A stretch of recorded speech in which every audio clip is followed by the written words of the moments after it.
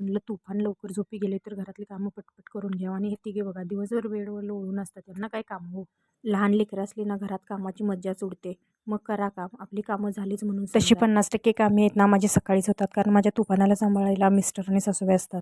तसं बाईच्या जातीला घरातील कामं जास्त, आणि घरातील कामं कितीही केली ना त्याचं सर्टिफिकेट हे आपल्याला कोणी देत नाही. आणि हा पाऊस काही जायचं नाव काढेना, आणि सगळीकडे बघा कपडेच कपडे झालेत, आणि लेकराचे तर कपडे वाळेना पण झालेत.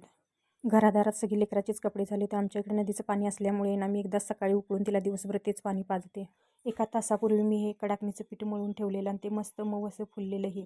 त्यावेळेत मी आहे ना कडाकण्याही करून घेतल्या. आमच्या इकडे जागरणा दिवशी कडाकणी करतात. तुमच्या इकडे कधी करतात नक्की कमेंट करून सांगा. आजकालची लहान लेकरं आहे ना अशी खूप हट्टी झाले. त्यांनी एखादी गोष्ट नाही भेटली ना की रुसून बसतात. एवढी बुद्धी कुठून आली ना त्यांना देवच जाणे.